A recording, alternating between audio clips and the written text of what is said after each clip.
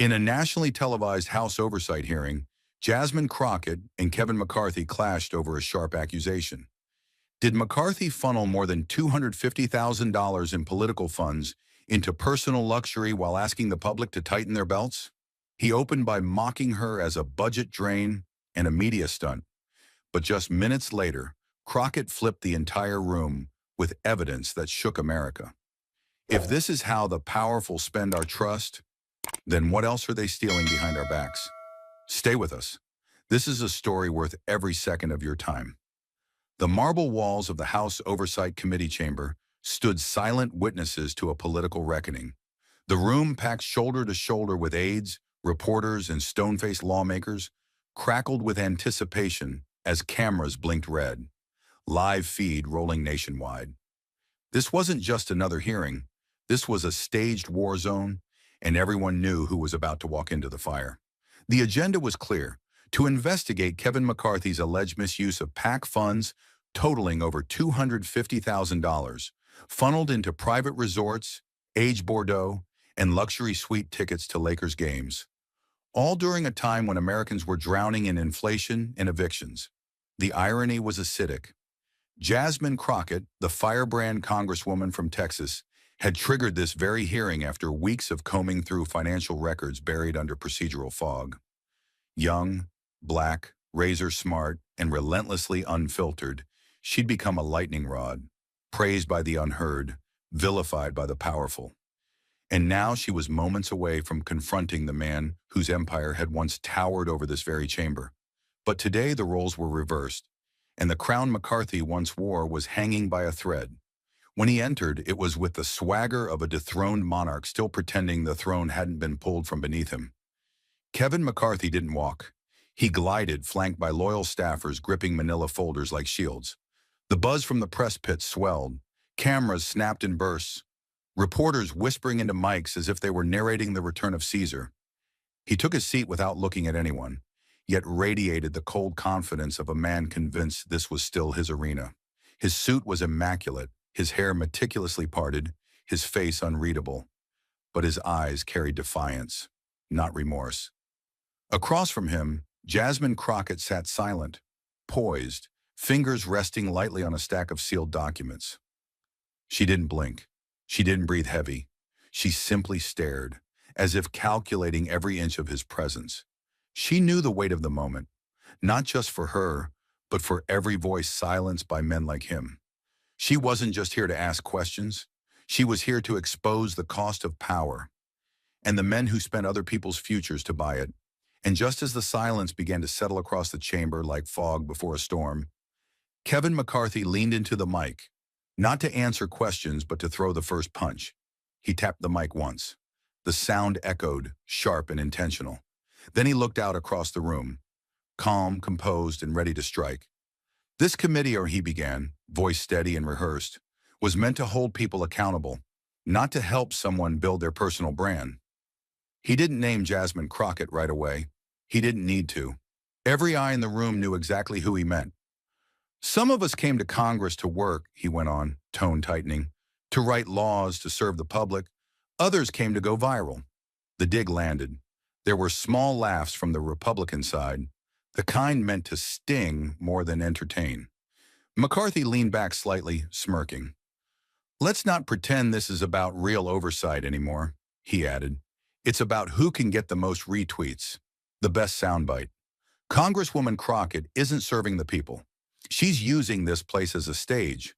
And quite frankly, the American taxpayer deserves better than that." The room shifted. Reporters looked up from their notes. Cameras zoomed in. A few aides nodded, others exchanged quiet glances. Jasmine sat still, her hands folded on the desk, not moving a muscle. She didn't look down.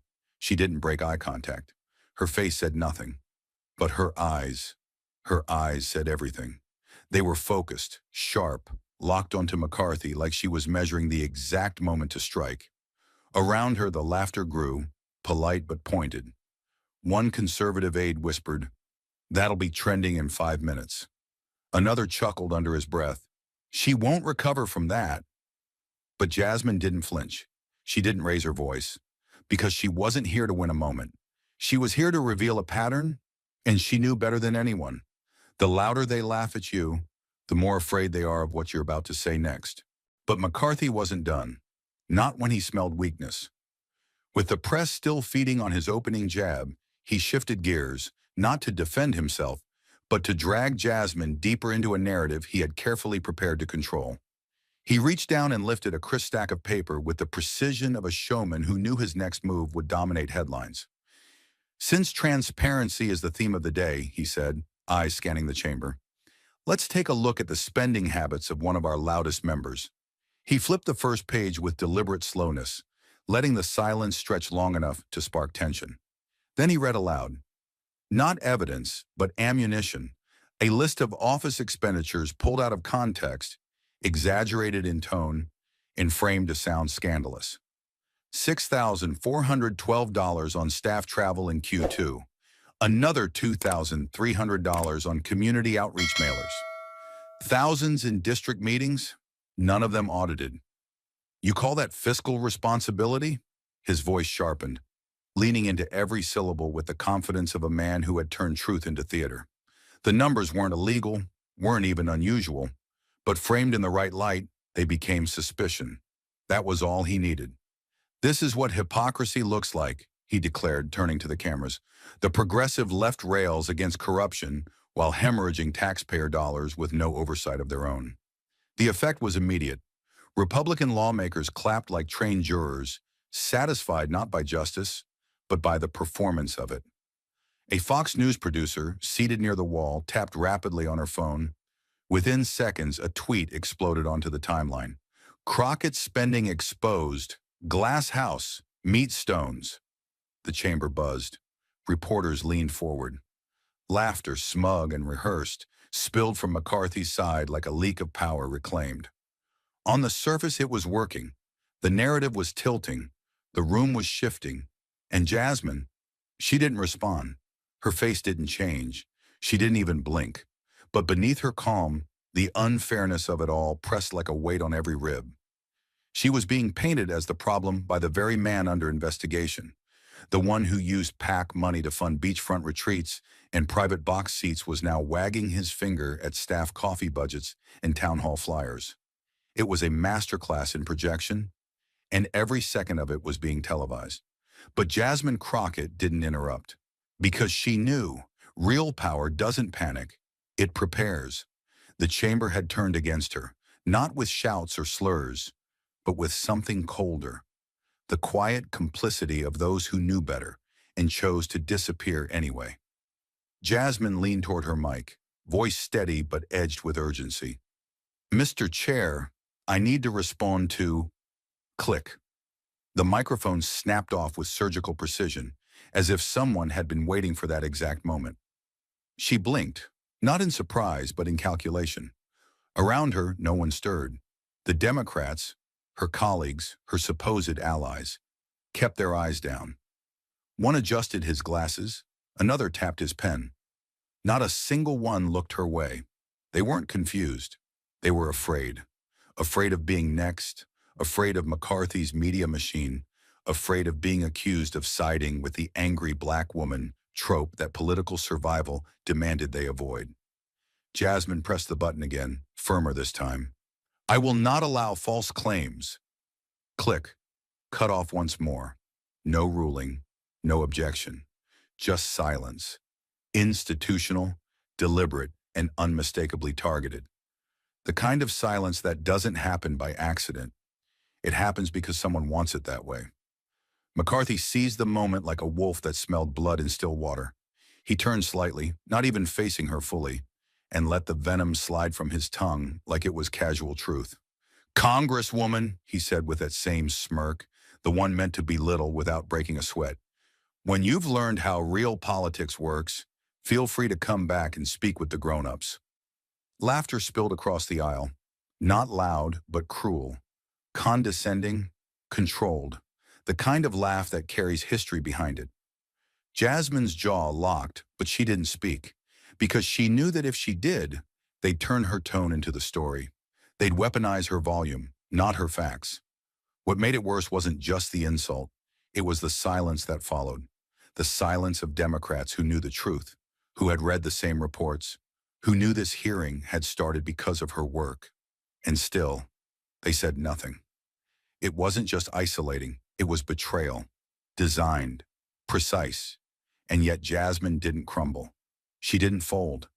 Because some people walk into rooms to be accepted. She walked into this one to be remembered. She had taken the insults, absorbed the silence, watched her own party look away. And yet, Jasmine Crockett didn't crack. She recalibrated. And when she finally moved, it wasn't to defend herself. It was to detonate something no one in that room saw coming. Her fingers moved slowly, deliberately, brushing past the untouched notepad on her desk and reaching beneath the table. She didn't rush, didn't speak, didn't even glance at the man who had just tried to humiliate her in front of a nation.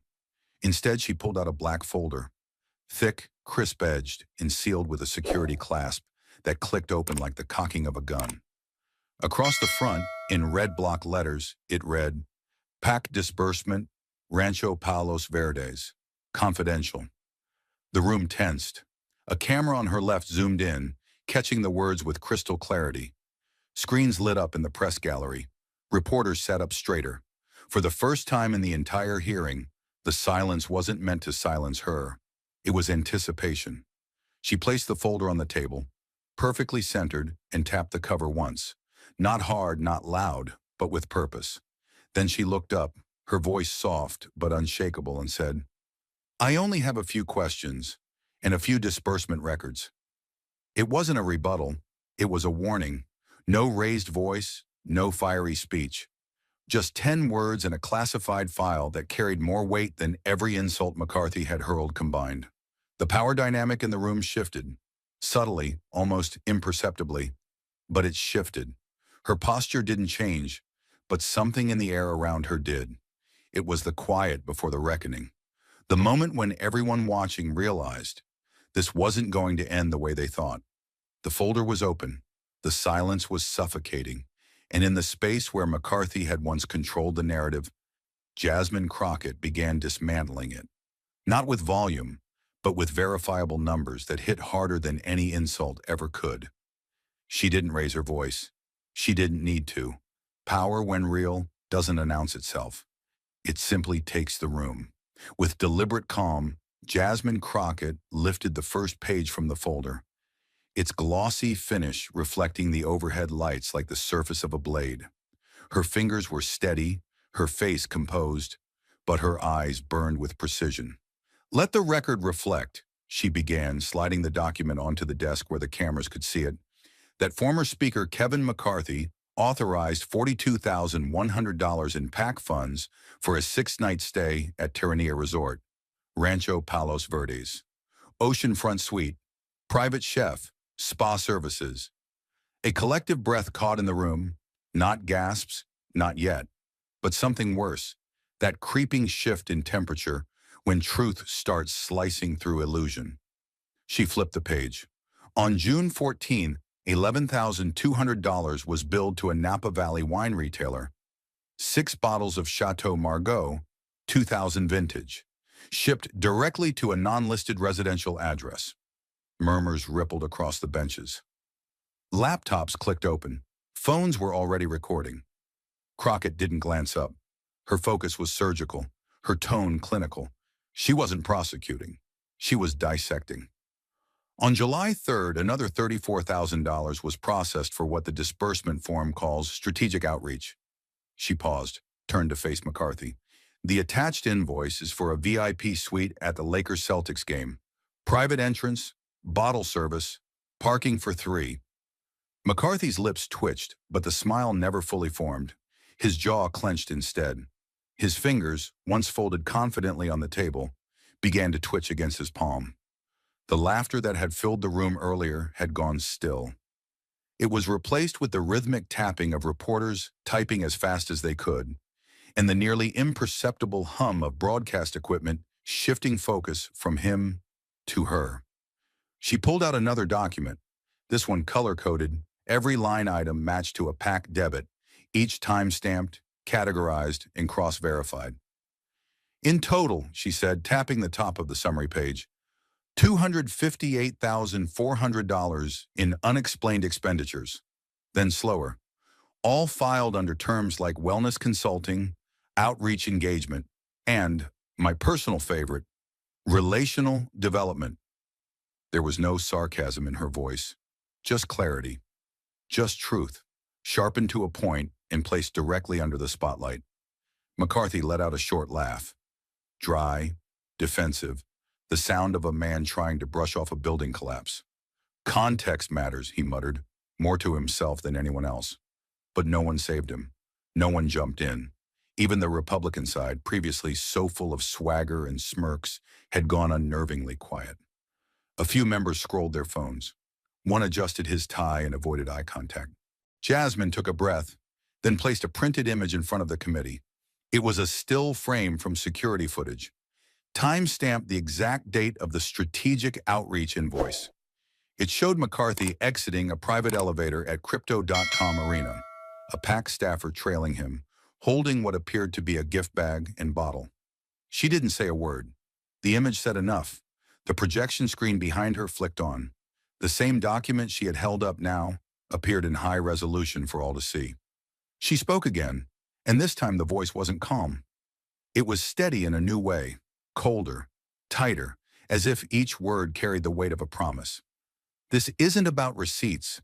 It's about what those receipts say, about what they imply, and about the fact that while everyday Americans were told to tighten their belts, the man who once lectured this chamber on fiscal discipline was sipping Bordeaux in a skybox on donor dollars. McCarthy tried to speak. The mic caught the start of a breath, but Crockett didn't break. "Not yet," she said without turning. "I'm not finished." Her eyes scanned the panel, locking with the chair, then sweeping across the Democratic side. Some of her colleagues finally looked up. Shame flickered in a few of their faces. She didn't need their approval.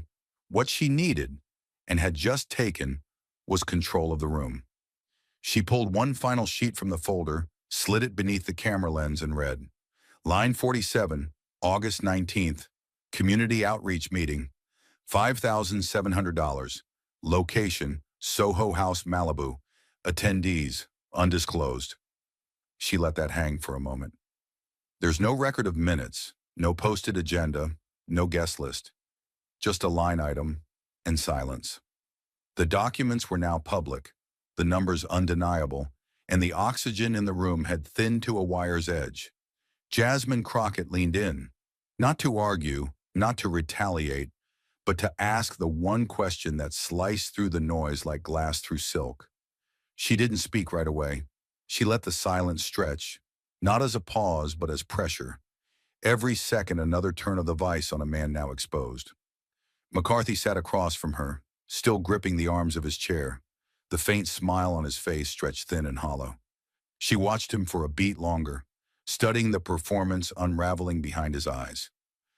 Then with surgical calm, she lifted the receipt again, highlighted, time-stamped, signed. The figure glared back at the room in stark black ink. $11,200. Chateau Margaux, $2,000. Her voice when it came was soft but icy. "So let me get this straight," she said, each word placed like a weight on the table. "You believe your position, your title, entitles you to 6 bottles of Bordeaux at $1,800 a pop?" The room froze. McCarthy blinked, caught between offense and uncertainty, as if he couldn't decide whether to laugh or deny. He opened his mouth, then shut it again. The cameras shifted slightly, closing in, waiting. But Jasmine wasn't finished. "Is that what public service looks like to you? Vintage French wine billed as strategic outreach, while teachers in your district beg for basic classroom supplies?" Her tone never wavered. She didn't raise her voice because truth doesn't need volume. It only needs clarity. "Do you really think the donors who trusted you with their contributions envisioned them poured into crystal decanters at luxury resorts?" Another beat. Then she added with deliberate precision, "Or is this just how power rewrites accountability, one overpriced bottle at a time?" Across the chamber, not a single Republican dared to interrupt. On the Democratic bench, heads that had once turned away now faced forward again, quiet, uncertain, but watching. McCarthy's face was flushed, his hands still, his jaw tight. He tried to chuckle, a low, brittle sound, but it died in his throat. Crockett just stared, not with anger, not even with contempt, but with the calm of someone who had done the work, lined up every fact, and now had the patience to let the weight of her questions settle like a verdict in real time. And in that moment, the question wasn't just his to answer. It belonged to the whole country. The room was holding its breath, still reeling from the sting of Crockett's Bordeaux question. But what came next wasn't commentary. It was cross-examination. And McCarthy had just found himself on the wrong side of the witness stand. Jasmine Crockett adjusted her microphone with the kind of quiet confidence that didn't demand attention. It seized it. Her voice, now free of any trace of hesitation, carried the clipped cadence of a seasoned prosecutor. The air had shifted. No longer a hearing, no longer political theater. This was a courtroom now, and Kevin McCarthy was the defendant. "Mr. McCarthy," she began, eyes fixed on him like crosshairs, "can you confirm for the committee who is listed as the official manager of your leadership PAC, the Committee for the American Future?" McCarthy blinked, clearly thrown by the sudden shift in tone. He hesitated, glancing toward his legal counsel, seated a few feet behind him. But Jasmine didn't wait. "Let me save you the time," she continued, flipping to a document already projected on the hearing room screen. "This is your PAC's FEC filing dated March the 17th, 2023.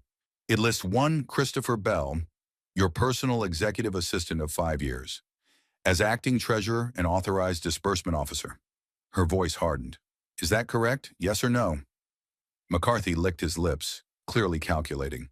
"That is accurate, yes," he admitted, his tone now noticeably thinner, the confidence evaporating with every syllable. Jasmine leaned forward, eyes narrowing, her tone now laced with cool incredulity. "And just to clarify, Mr. Bell has no background in accounting, federal compliance, or campaign finance law?" McCarthy stiffened. "He's a trusted member of my staff." "That's not what I asked," Crockett snapped, cutting him off like a scalpel. "Does he have formal training in financial oversight or compliance with FEC regulations?" There was no way out of this one. "No," McCarthy muttered. Jasmine nodded once, like a chess player watching a piece fall exactly where she had predicted. Then, without pause, she struck again. "And are you aware that according to internal documents obtained by this committee, over $250,000 in PAC disbursements were personally authorized by you, without any independent review, audit, or financial committee approval?" McCarthy shifted in his chair.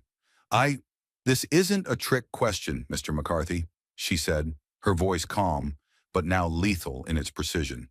"Did you personally sign off on the disbursements for the Terranea Resort, the Chateau Margaux wine order, and the Crypto.com VIP suite?" "Yes or no?" McCarthy looked around the room as if it might rescue him, but there was no lifeline, no laughter, no applause, just quiet judgment and rolling cameras. "Yes," he said finally.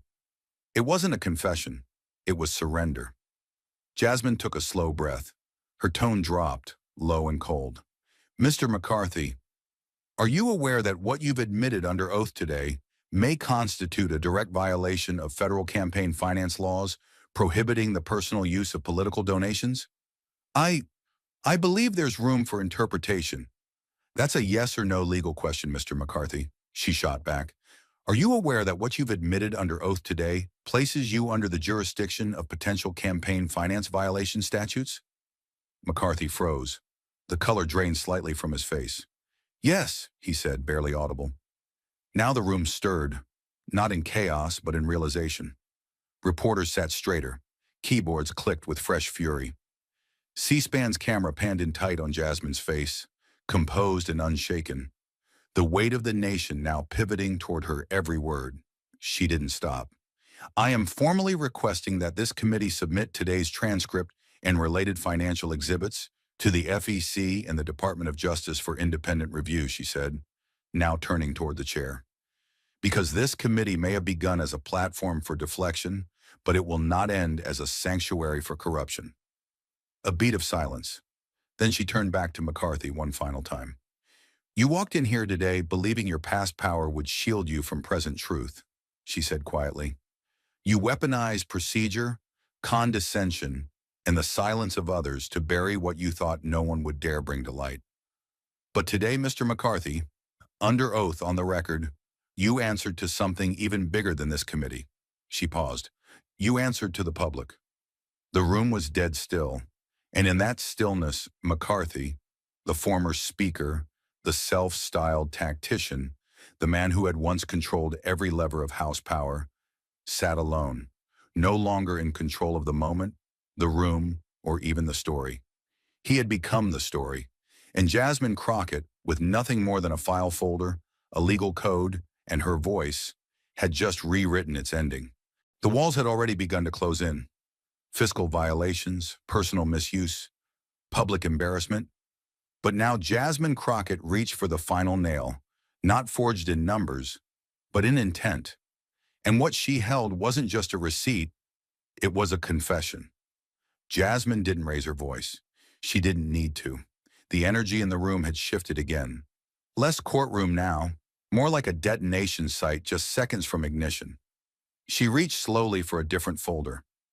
This one unmarked, slimmer than the financial records, but somehow heavier. There was no label, no introduction, just a quiet tension as she laid it flat and flipped it open. Her fingers moved with precision, unsealing the top document and holding it without comment, letting the cameras catch the heading. Email exchange, March 12th, 2024. Subject, Q2 Legislative Strategy and Fundraising Alignment. Then she spoke, her tone flatter now, factual, like reading evidence into a record. This is an internal communication, she began, between Kevin McCarthy and two senior members of his political staff. It was obtained through whistleblower submission from a former aide, verified by cybersecurity experts under committee protocol, and corroborated by email headers and authentication chains. McCarthy visibly tensed. His eyes darted to the screens now lighting up behind Crockett. She didn't look at him. She didn't have to. The email in question reads, and I quote, "If Chevron can bump their contribution by another $50,000, I'll shelve the emissions bill for one more quarter. We can float a delay on committee referral until late summer. No one will notice." She let the words land. She didn't rush to the next sentence. She gave them space, let the oxygen twist around every syllable until it burned. Across the chamber, chairs creaked as lawmakers leaned forward. Journalists stared at the projection screen, some frozen mid-keystroke, others simply whispering, "Oh my God," into hot mics. On the far left bench, one Democratic aide dropped their pen. The gravity of it was immediate. This wasn't rumor. This wasn't inference. This was legislative barter. A direct transaction between corporate dollars and public policy. Crockett continued, now moving to the second page of the printout. Another email, dated April 2nd, 2024, reads, "Need to keep Valero warm. Remind them about the ethanol tax break. That's worth more than we're asking. Circle back post-break with PAC invoice." She looked up then, not to McCarthy, but to the committee chair. These communications suggest a pattern, not isolated incidents, not misinterpretations, a pattern of exchanging public policy outcomes, or the obstruction of them, for direct financial gain. That's not lobbying. That's trafficking legislation. McCarthy tried to speak, but no one yielded the floor. His mouth moved, but his mic stayed off, deliberately. Crockett wasn't finished. "I want to be clear," she said, now standing fully upright. Her presence, already commanding, had become immovable. "This is not about partisanship. This is about the integrity of lawmaking in the United States Congress. When a sitting member offers to stall, sabotage, or suppress legislation, not for reasoned debate, not for the public interest, but for a $50,000 check, that member is no longer serving the people. They're auctioning democracy."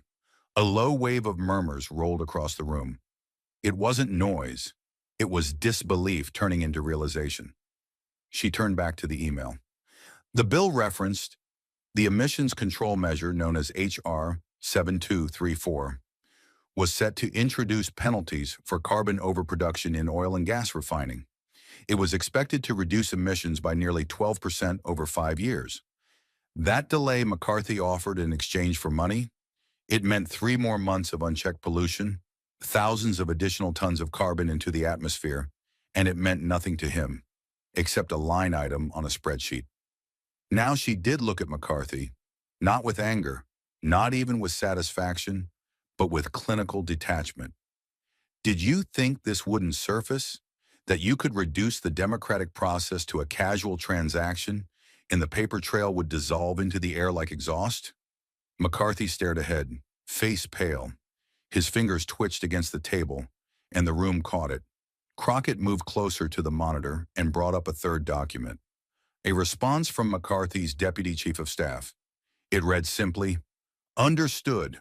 Will advise Chevron PAC team. Have invoice ready post-filing deadline." She raised her eyes again. Invoice. For legislation. Then she turned to the committee. "Mr. Chairman, I move that this document set be entered into the official record under Rule 7-14 with accompanying certification from the Cybersecurity Office. I also move that we open an immediate referral to the House Ethics Committee and the Department of Justice, as this matter may constitute not only a violation of campaign finance law, but potential bribery under Title 18, U.S. Code Section 201. The room had stopped functioning like a hearing. It was now something else. Something historic. But Crockett wasn't finished. Kevin McCarthy didn't just misuse funds. He didn't just reward himself with wine and resort views while his constituents struggled with gas prices and medical debt. He actively traded legislative influence, the very purpose of this chamber, in exchange for corporate favor, and he put it in writing. The screen went dark, and in the silence that followed, the sound of a crumbling legacy was louder than anything anyone dared to say. There are moments when silence is heavier than sound, when the absence of defense becomes the loudest admission of guilt. And just as the weight of Crockett's revelations settled over the hearing room like a storm, McCarthy broke, not with logic, not with rebuttal, but with fury. Kevin McCarthy rose to his feet like a man trying to escape gravity. His chair scraped violently across the floor, its echo ricocheting off the marble walls of the Oversight Committee room like a warning shot. The cameras zoomed in. Reporters leaned forward. The nation, through 100 live streams, leaned with them. "This is a damn setup," he roared. It wasn't the polished voice of a former speaker now, not the smug, composed authority of the man who once held the gavel over the House of Representatives. This was a raw, unvarnished outburst. Primal, cracked, trembling at the edges. A man who had built his legacy on controlling the room had just lost it in front of millions. His fist balled at his sides, jaw clenched as he spat the next words. "This entire thing, these leaks, this performance, it's a coordinated political ambush. Dirty, underhanded. This isn't justice. It's theater." Jasmine Crockett didn't move, not a twitch. She simply watched him unravel, watched him burn. Around him, even members of his own party shrank back. Senatorial suits stiffened, brows furrowed. One Republican congressman from Georgia, who had previously spent the hearing nodding in rhythmic agreement with McCarthy's interruptions, slowly stood. He said nothing. He didn't announce his departure. He simply turned, his face unreadable, and walked out of the chamber without a word. A low, hollow silence followed his exit, the kind of silence that felt like a verdict. Still, McCarthy raged. "You think this is accountability?" he barked, voice cracking. "You don't know the first thing about real governance? You're not here for truth. You're here for headlines." He jabbed a finger at Crockett. His hands were shaking now, not from anger alone, but from something deeper, panic. "You think you're a crusader," he snarled, "but you're just a camera-hungry puppet for the radical left." The room remained still. No one answered. The Republican side of the dais remained stone-faced, frozen in the uncertainty of whether to defend or distance. McCarthy's voice echoed off the vaulted ceiling, but with each syllable, it lost its weight. What once commanded rooms now only filled them awkwardly. Crockett slowly shifted in her chair. Just slightly, her fingers laced together atop a manila folder, the documents inside still humming with consequence. She leaned in, barely, and locked eyes with the man now standing across from her. Not as his equal, but as his reckoner. She spoke with a calm that cut deeper than his shouting ever could. "I'm not dirty, Mr. McCarthy," she said softly, voice steady and measured. "Only your budget is." It was a moment designed not to silence, but to expose, a verbal scalpel that sliced away the shouting, leaving only the truth to bleed out. The press gallery reacted in a gasp. One NBC correspondent in the back row mouthed "wow" to no one in particular. The stenographer, who had typed through years of hearings without emotion, actually paused, fingers hovering above the keys, registering the weight of what had just been said.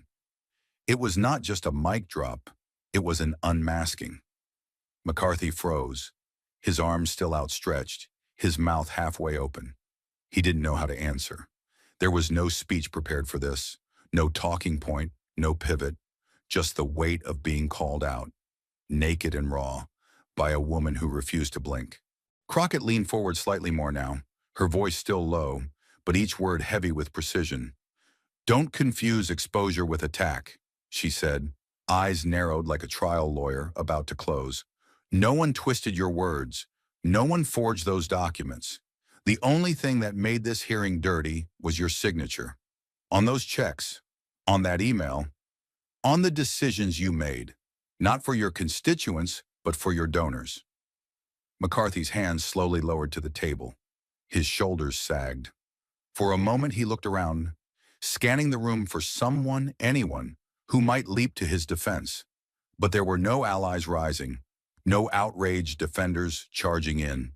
The silence was suffocating, and Crockett wasn't done. "The difference between us," she said, her tone now surgical, "is that I came here with evidence. You came here with excuses. I spoke with documents. You shouted with desperation." She paused. The pause was deliberate. She let the moment breathe, because even silence in the right hands is a weapon. "And if you think this is political theater," she added, "maybe that's because it's the first time in years someone has forced you to play a role you can't script." The impact landed like a thunderclap in a cathedral. A Republican aide at the far end of the bench whispered something to their colleague. Even that small motion was caught by the cameras. This was no longer a hearing, it was a reckoning. McCarthy sat slowly, as if realizing for the first time that standing had only made the fall steeper. His face, once defiant, was now pale, eyes glassy. He blinked rapidly, but no tears came. Only the look of a man out of lines, out of time, and out of allies. Jasmine Crockett exhaled through her nose and gently pushed the final folder back across the table. The moment was over, but the fallout had only just begun. The shouting had stopped. The documents had been laid bare. But the most lethal weapon Crockett carried wasn't a piece of paper. It was a question, one that pierced not policy, but soul. She didn't raise her voice. She didn't need to. Jasmine Crockett sat with the calm of someone who already knew the outcome. The cameras, once swiveling frantically between reactions, were now still, locked in on her face like it was the center of gravity. A stillness had seized the room, thick as smoke, after McCarthy's meltdown and the thunderous unveiling of emails and budget trails. But Crockett had one more move, and it wasn't for the committee. It was for the people beyond these walls, for the millions watching, for Bakersfield. She closed the final folder, sliding it aside like a chess piece no longer needed. Her eyes, sharp, unblinking, locked onto McCarthy's, who now sat motionless. His face was flushed, jaw clenched, hands clasped so tightly the whites of his knuckles showed. He hadn't spoken since his outburst, and in that silence Crockett spoke with a blade made of restraint. Her voice was soft, steady. Each word landed like a scalpel. "Mr. McCarthy," she said, her tone so even it almost felt tender, until the words themselves shattered that illusion. "If you truly represent the people of California's 20th district," she paused, just for a second, not because she needed to breathe, but because she knew the silence would cut deeper than any sentence. "Then tell us," she continued, "during all your weekends at the Ritz-Carlton Half Moon Bay, during the retreats at Rancho Palos Verdes, during the wine tastings in Napa and the luxury suites at Lakers games, Was there even one night, just one, when you sat down and listened to a family from Bakersfield? The words didn't echo. They hung, suspended in the thick, suffocating air of a hearing room that had just turned into a courtroom and then into a confession booth. McCarthy didn't move. Not a blink. Not a breath. Crockett leaned forward, her eyes narrowing slightly.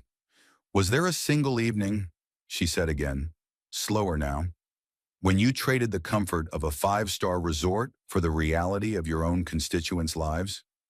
Silence. The room. The entire House Oversight Committee, the aides, the gallery, the press, the watching millions, all leaned in. The camera operators, sensing the weight of the moment, zoomed tight on McCarthy's face. His skin now had the tone of cold marble. His jaw twitched slightly, but still no answer. Not even a shake of the head. The feed, being broadcast live across 3 major networks, cut to a full-frame shot of McCarthy's face. A split screen was ready with a photo of a Bakersfield neighborhood suffering water shortages and rising utility costs. A Chiron appeared. Did Kevin McCarthy forget Bakersfield? Crockett didn't gloat. She didn't smirk. She just let it settle. Because this wasn't about delivering a line. It was about forcing a reckoning. "Not one town hall," she said quietly. "Not one listening session. Not even a visit to your district's food banks, while spending over $250,000 in donor funds on luxury." The silence was now deafening. But it wasn't peace. It was paralysis. A tension so sharp it cut through stone.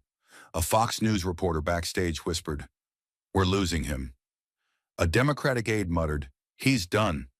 In the back row, a veteran congressional staffer with 30 years in Capitol Hill hearings whispered what no one dared say aloud. "This is the kind of silence that ends careers."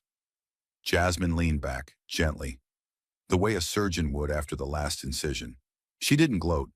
There was no need, because everyone could see it. The rage was gone from McCarthy's eyes. The fire, the smirk, the practiced deflection, all of it had evaporated. What remained was the hollow, exhausted face of a man who realized that somewhere along the climb to power, he had stopped seeing the people at the bottom. And now, one of them had climbed up. Not to shake his hand, but to demand an answer he didn't have. Still, she waited. A beat, then another, and Kevin McCarthy said nothing. No denial, no outrage, no apology. Only the faint sound of his breath, shallow and fast, the kind of breathing that signals not fear, but exposure. The chairman didn't even try to interrupt. The ranking members remained seated. No one moved. Because everyone in the room, from the marble floor to the velvet-draped press boxes, knew something had just happened. Something final. The camera held on his face for another 5 seconds. Then 10. No edit, no escape. Just his silence, broadcast in high definition to the entire country. Then at last, Crockett broke the silence. Not with a scream, but a whisper. "Power," she said softly, "isn't about what you can buy. It's about who you serve." Then she folded her hands and let the silence finish what her words had begun. In the hearing room, silence was the verdict. But outside and in living rooms, phones, and newsrooms across the nation, the fallout detonated like a political earthquake. The story didn't end in that chamber. It ignited there. The video hit social media before the gavel even dropped. A 47-second clip, tightly edited, framed like a courtroom drama, ending on Jasmine Crockett's final devastating line, "Not me, just your budget." Within 10 minutes, the hashtag McCarthy Exposed was trending in all 50 states. Not trending, dominating. On TikTok, teens were lip-syncing her final question about the Bordeaux. On Twitter, journalists called it the most brutal dismantling of a former speaker ever broadcast live. And on YouTube, the live stream replay surged past 3 million views by dinner time. The political machine spun into overdrive. MSNBC cut in with a breaking Chiron. "PAC scandal. Could McCarthy face federal probe?" Rachel Maddow opened with the clip. CNN brought in 3 legal experts before 9 p.m. Even ABC News, known for its moderate tone, couldn't avoid the gravity. McCarthy's ethics crisis rocks Capitol Hill. Meanwhile, right-wing networks scrambled to reframe the narrative. Fox News initially ignored the hearing until the virality made silence impossible. When they finally aired it, the clip had already been seen more times online than any congressional hearing in the last 5 years. Sean Hannity tried spinning it. This is just more Democrat drama. But even he sounded uncertain, his monologue delivered without the usual confidence. His graphics team visibly behind on real-time hashtags. By midnight, a dozen political analysts had appeared on air across networks to dissect the documents Crockett revealed. Federal Election Commission officials gave no comment when asked if they were reviewing the material. But that silence was enough to suggest pressure. On Reddit, threads about luxury PAC laundering overtook the front page of Our Politics. In group chats, on Discord servers, even in private Slack channels of exhausted Hill staffers, one sentence kept reappearing. She ended him with a question. But it wasn't just social media. The establishment began to shake.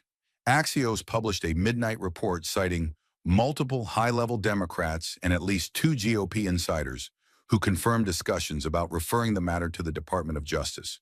A leak suggested a whistleblower had already come forward to provide testimony about internal efforts to suppress PAC audit findings. Within 24 hours, Politico was reporting that House leadership, privately, had grave concerns about the optics and legality of McCarthy's expenditures. And in Bakersfield, the very district he was accused of abandoning, the impact was immediate. Local newspapers ran headlines like, 6 nights at the Ritz, 0 in Oildale? Talk radio lit up. Constituents began calling McCarthy's office, not with questions, but demands. Some wanted his resignation, others wanted refunds.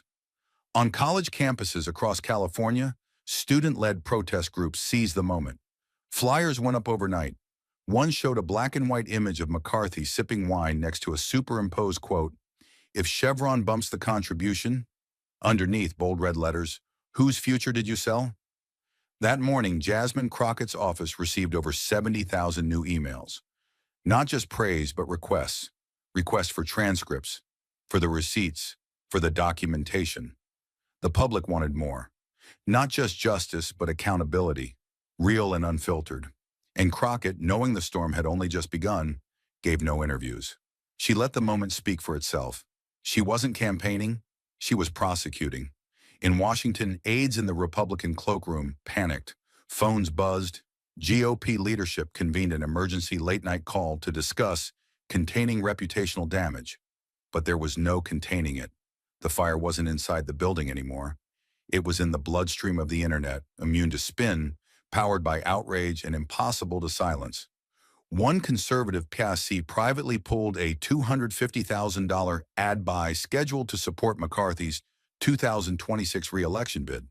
They issued no statement. They didn't need to. That same day, a group of freshman House Republicans were overheard at the Capitol steps, whispering about the Crockett effect. One turned to another and said, "She just made ethics viral." And back on Capitol Hill, Jasmine Crockett returned to her office as if nothing had happened. No fanfare, no grand declarations, just folders, files, and follow-up questions. Because for her, the hearing wasn't the end. It was the opening salvo.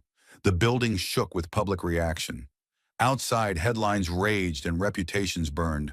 But inside that marble chamber, Jasmine Crockett didn't linger in the flames. She rose in silence. Not to celebrate, but to finish what she started. Jasmine didn't look back. The hearing room was still buzzing. Voices hushed, cameras packing up, journalists texting feverishly into phones that wouldn't stop vibrating. On one end, Kevin McCarthy sat deflated, eyes hollow, hands limp at his sides like a boxer who had taken too many punches and couldn't remember where the bell was. On the other, aides whispered nervously to each other, unsure whether they had just witnessed a political assassination or a divine reckoning. Chairs squeaked. Staffers gathered their belongings in silence. Even the fluorescent lights seemed to buzz quieter, like the room itself was holding its breath. But she didn't pause to watch it unfold. Jasmine Crockett stood with the composure of someone who had walked through fire without asking for applause. Her folder, now empty, its contents scorched into national memory, rested in her left hand. Her right hand stayed by her side. She didn't smile. She didn't wave. She moved with deliberate calm, her heels tapping the marble floor with the kind of clarity that made even distracted reporters look up. No applause followed her exit. Only respect. And then, just as she reached the chamber's double doors, flanked by armed Capitol security and a swarm of media held back by velvet rope, she stopped. Not to pose, not to speak to a network, but to leave the country with a sentence they wouldn't forget. She turned slightly toward the press gallery, where dozens of reporters stood frozen, mics raised like offerings, questions stuck in their throats. Crockett didn't blink. "I didn't come here to shout," she said quietly, voice low but firm, amplified only by the room's silence. "I came to bring light to what's been hidden for far too long." Then she turned and walked out. No thunder, no music, no dramatic cue, just truth, left hanging in the air like incense after the fire. In that moment, something shifted. A CNN reporter dropped his pen. A Fox News producer cursed under her breath. One of the Republican aides who had once mocked her speeches stood quietly in the back, phone still recording, his finger frozen over the end video button. Because what they all knew, whether they admitted it or not, was that power had just changed hands, not by vote, not by violence, but by clarity. The cameras tried to follow her, but Crockett didn't look back. Outside the chamber, her team stood waiting, jaws clenched but eyes proud. One whispered, "You just rewrote the rules." Another handed her a phone. It had over 200 new texts. She didn't check it. Not yet. Down the hallway, chants from protesters echoed faintly through the stone. But they weren't shouting her name. They were shouting a demand. For audits, for resignations, for truth. She didn't stop to bask in it. She had heard cheers before. They weren't why she came. What stayed with her instead were the faces, the invisible ones. The single mother in Bakersfield, working 3 jobs and still rationing insulin. The veteran who couldn't afford his rent but read headlines about PAC-funded wine. The teenager who watched the hearing from a school with outdated textbooks, wondering why his future cost less than a luxury suite at Crypto.com arena. That's who she had spoken for. That's who had just won. Quietly, irrevocably. Behind her, the hearing room began to empty. McCarthy's staff tried to gather his papers, fumbling as they bumped into chairs. He remained seated, eyes unfocused, like a man who had lost a war but didn't yet know which battle ended it. One of his closest allies placed a hand on his shoulder. He shrugged it off. But Crockett never saw it. She was already gone, not to celebrate, not to collect praise, but to continue. Because for her, this was never the final act. It was only proof that light, steady, focused, unyielding, can tear through even the deepest corners of the rot. And sometimes it doesn't have to scream to be heard. It only has to speak once. She didn't walk out to applause. There were no confetti cannons, no triumphant music, just marble silence, and a nation still holding its breath. But when the echoes of that final sentence faded, something far more lasting remained. A lesson too long buried and finally unmistakably lit. The story was never just about receipts, not about wine lists, luxury resorts, or numbers typed neatly onto financial disclosures. It was about value, the kind we give to power and the kind we forget to give to people. And Jasmine Crockett, in a single hearing, reminded the country that accountability isn't an attack. It's a moral obligation. Her voice didn't shake because she wasn't there to destroy someone. She was there to restore something: fairness, integrity, vision, and perhaps most hauntingly, memory. Because America has a habit of forgetting the ones who don't shout loud enough. The school teacher with the leaking roof, the single father facing eviction, the dialysis patient counting down insurance rejections. In a system too often built on spectacle and spin, their needs get buried beneath the weight of someone else's wine-soaked packed dinner. But Crockett forced the cameras, in the country, to look directly at them. She didn't scream. She didn't plead.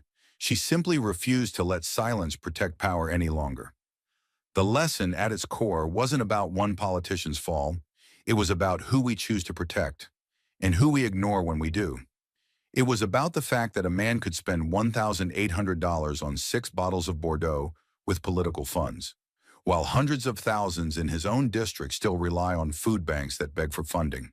That when faced with a question about his people, Kevin McCarthy couldn't answer, not because he forgot, but because he never had to remember.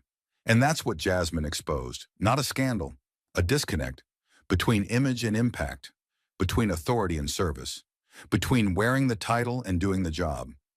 She stood before the committee not as a symbol, but as a counterweight to every unchecked dollar, to every silenced aid, to every ethical loophole written by the powerful for the powerful, and she did it without ever raising her voice.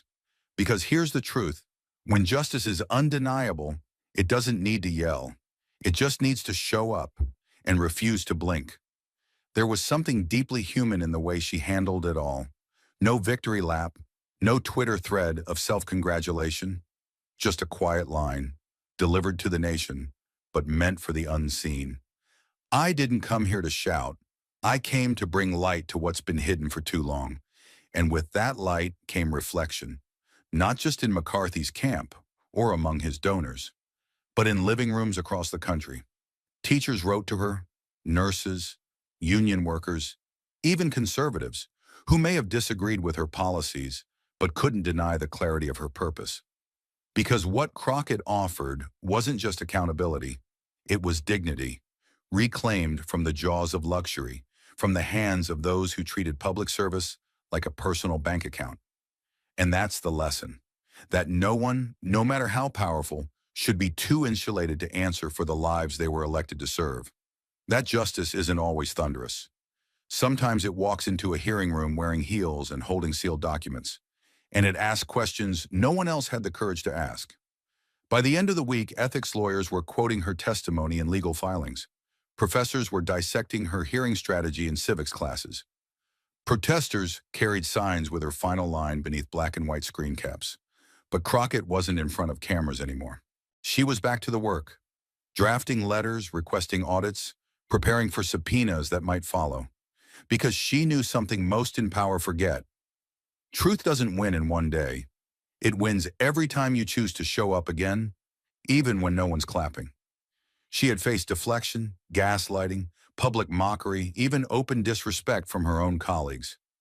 She had been interrupted, underestimated, and accused of turning politics into performance. But when the performance ended, she stood. And the facts did too. And that is the lesson for every voter, every donor, every cynic who stopped believing this system can still bend toward justice. It can, but only if someone is willing to drag the truth, kicking and screaming, into the light, and ask it one more question. The room had emptied, the cameras dimmed, the echoes of truth still lingered in the air. But as the world turned back to its routines, one question flared behind every pair of watching eyes. Now that we know, what do we do? What Jasmine Crockett did inside that hearing room wasn't just expose a man. She exposed a system, not with rage, but with resolve. She didn't ask the country to cheer for her. She asked it to wake up. And now that the documents are public, now that the receipts have been aired, and the silence shattered, we are left standing at a crossroads. This is not where the story ends. This is where we decide if it was ever worth telling. Because make no mistake, they are counting on our silence. They always do. The powerful do not fear exposure. They fear momentum. They fear what happens when one voice like Crockett's becomes 10,000 voices, knocking on office doors, flooding congressional voicemails, turning shame into subpoenas. McCarthy sat in that chamber, cloaked in legacy and entitlement, believing that he could outlast the headlines, that the fury would peak, fade, and vanish like it always does. But this time, it doesn't have to. This time we can turn the viral into the irreversible. We can convert every share, every retweet, every stunned comment into fuel, into pressure, into policy, and yes, into consequences. Because the documents Jasmine laid down were not just financial, they were moral. They were a mirror held to a political machine that has traded principle for perks and people for power. And now that mirror is in our hands. So what do? First, we name the problem, loudly, relentlessly. In every district, in every state, we call it what it is, a betrayal. The misuse of PAC funds for personal indulgence is not a clerical error. It is not a lapse in judgment. It is a deliberate abuse of the public's trust. If our lawmakers spend more time picking resort menus than reviewing community budgets, they do not deserve the offices they hold, and we must be unafraid to say so, to their faces, in letters, on ballot initiatives, and in every public forum available. Second, we demand investigation. Public hearings are not enough. Transparency is not a gift. It is our right. We must press for full federal review of PAC-related expenditures, not just for McCarthy, but across the board. Every name, every dollar. Because sunlight must not fall only where cameras are pointed. It must shine in the corners where no one's watching, where real decisions are made. Third, we protect the truth tellers. Whistleblowers made this possible. Staffers leaked internal emails not to go viral, but to stop something wrong. Those people, often young, unpaid, scared, and targeted, need legal protections, not retaliation. We must fight for federal safeguards that make it easier, not harder, to expose corruption from within. Because the next Jasmine Crockett may not be a lawmaker. She might be a 25-year-old assistant watching her boss bury misconduct behind donor dinners. And she must know that the country will stand behind her when she steps forward. Fourth, we localize the battle. McCarthy may have been the one on trial, but this is not about one name. This is about a culture, about the way we let campaign money move unchecked, the way influence is bought in dinners instead of debates, the way we've accepted that the rich are simply better at governing, even as they forget who sent them there. We take this to city councils, school boards, state legislatures, because corruption does not trickle down. It starts at the top, but it seeps into everything. And fifth, maybe most importantly, we remember. We do not forget this next week. We do not let the next scandal bury it. We burn it into our civic muscle memory. Because history is not changed by heroes alone. It is changed by the people who refuse to look away once the lights go out. Jasmine didn't just expose spending. She exposed a pattern, a sickness, one that thrives on our exhaustion, our cynicism, our belief that nothing ever really changes. But she showed that it can. Because one woman, standing alone with nothing but documents and conviction, shifted the nation's gaze and held it. She made ethics trend. She made truth louder than money. And now we carry it forward. So here is the call. If you watched that hearing and felt your pulse race, act. If you whispered, finally someone said it, say it again, louder. If you felt anger, disbelief, or even hope, turn it into movement. Write your representatives, not once, but until they answer.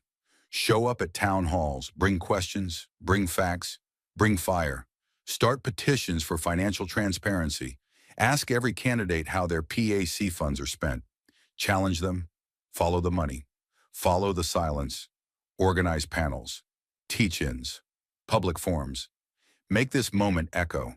And when election season comes, remember it all. Not just the wine. Not just the quote. Remember how it felt to watch someone put it all on the line, not for power, but for principle.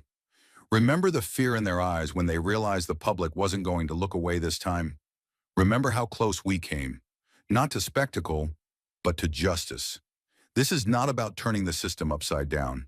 It's about turning it back to what it was meant to be: transparent, accountable, human. Crockett didn't ask us to idolize her. She asked us to carry the light forward. Let's do it, and never let it go dark again. Thank you for watching until this moment and for standing with us on this journey for justice. Your support means everything. Like, subscribe, and turn on notifications so you never miss what's next. And we'd love to hear your thoughts. Leave a comment below and let us know what moved you most in this story. Together, our voices make a difference.